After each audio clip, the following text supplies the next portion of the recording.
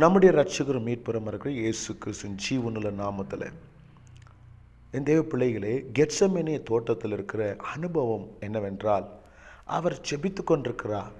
அப்பொழுது எப்பொழுதுமே அங்கே போயிட்டு தனிமையாக விழுத்து முழங்கால் படியிட்டு வியாகுலப்பட்டு ஜெபிக்கிற ஒரு இடமாக அவர் செலக்ட் பண்ணியிருக்கிறார். காரணம், அங்கு ஒலிவ மரங்கள் இருக்கும், அங்கு அருமையான காற்றுகள் இருக்கும், நல்ல சுவாசத்தை சுவாசிக்க முடியும். இப்படியான இடத்த சூஸ் பண்ணி இரவெல்லாம் ஜெபிக்கிற நமக்காக இயேசு இரவெல்லாம் ஜெபித்து கொண்டிருந்தார். இந்த அவரையே பலியாக சிலுவையின் பாடு அனுபவிக்கிறதுக்கு முன்பாக கடைசியாக சீஷர்களுக்கு செய்ய வேண்டியதெல்லாம் செய்துட்டு அவர் இன்னுமாக சில காரியங்களை சொல்லிக் கொடுக்கறதுக்காக அவர் சீஷர்களை கொண்டு போய் இங்கே இருங்க என்று சொல்லி அவர் மாத்திரம் தனிமையில் போயிட்டு முழங்கால் படிட்டு தேவனோடு கூட மன்றாடி கொண்டிருக்கிறார். அப்புறம் சொல்லுகிற காரியம், அவர் சொல்லுகிறார், பிசாசானவன் பேதுருவை கோதுமையை புடமிடுகிறது போல தூசிகளை எடுத்து போடுகிறது போல அவருடைய சீஷர்களை புடமிடுகிறதுக்கு சோதிக்கிறதுக்கு பெர்மிஷன் கேட்டானா. அதை சொல்லுகிறார், இப்படியாக என்னிடத்தில் அதிகாரத்தை கேட்டுக்கொண்டிருக்கிறான் என்று சொல்லி, நீங்கள் சோதனைக்கு உட்படாதபடிக்கு நீங்கள் விழித்திருங்க, ஜெபத்துடன் இருங்க என்று அவளுக்கு சொல்லிக் கொடுக்கிறார். அப்பொழுது சொல்லுகிறார், அவர் ஜெபிக்கும்போது நீங்கள் விழித்திருங்க என்று சொல்லுகிறார். அவர்கள் நித்திரையில் மயக்கத்தில் இருக்கிறாங்க. மீண்டும் இரண்டாம் தடவை சொல்லுகிறார், ஜெபித்திருங்க என்று. அப்போவும் அவர்கள் நித்திரையில் இருக்கிறாங்க. மூன்றாவது தரம் சொல்லுகிறார், வியாகுலப்பட்டு ஜெபிக்கிறார்.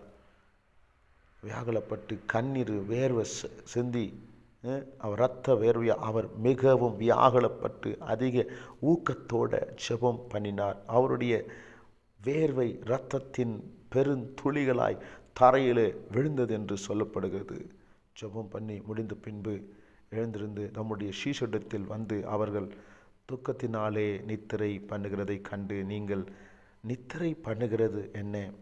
சோதனை உட்படாதபடிக்கு எழுந்திருந்து ஜெபம் பண்ணுங்கள் என்றார். இந்த பிள்ளைகளே, நாமளும் ஒவ்வொரு நாளும் நம்ம காத்து கொள்ள வேண்டுமென்றால், காக்கப்பட வேண்டுமென்றால், நம்ம குடும்பங்கள் காக்கப்பட வேண்டுமென்றால், நம்முடைய விசுவாச வாழ்க்கையை நிலைப்படுத்திக் கொள்ள வேண்டுமென்றால், நம்முடைய எந்த காரியத்தை செய்ய போனாலும் ஜெபத்தை கற்றுக்கொள்ளுங்க, ஜெபிக்க கற்றுக்கொள்ளுங்க. ஜெபிக்க கற்றுத்தந்திருக்கிற ஒரு தேவன் நமக்காக உண்டு. அவர் சோதனையை மேற்கொண்டார்.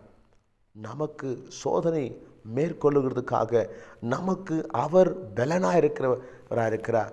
என் பிள்ளைகளே, தெய்வ பிள்ளைகளே, இப்படியான ஒரு தெய்வம் நமக்காக கற்றுத்தந்து ஜெபித்து கொண்டிருக்கிற தேவனாக இருக்கார். இன்றைக்கும் பரிசுத்த ஆவியானவர் வியாகுலத்தோட பெருமூச்சோடு நமக்காக ஜெபிக்கிறார்.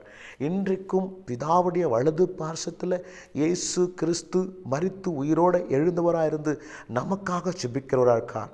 அப்படியாக இருக்கும்போது நாம் ஜெபிக்காமல் இருந்தாக்கா எப்படி ஜெயத்தை காண முடியும்? நமக்கு ஜெபமே நம்முடைய வாழ்க்கையில் ஜெயமாக இருக்கிறது. என் தேவ பிள்ளைகளே, ஜெபிக்க கற்றுக்கொள்ளுங்க. ஜெப ஆவியை கேளுங்க, ஆவியில் ஜெபிக்க கற்றுக்கொள்ளுங்க. உங்களுடைய ஆசீர்வாதத்தையும் உங்களுடைய எல்லா அனுபவத்தையும் பெற்றுக்கொண்டு கர்த்தருடைய சமூகத்தில் ஆசீர்வாதமாக இருங்க. கர்த்தர் உங்களை ஆசீர்வதிப்பாராக.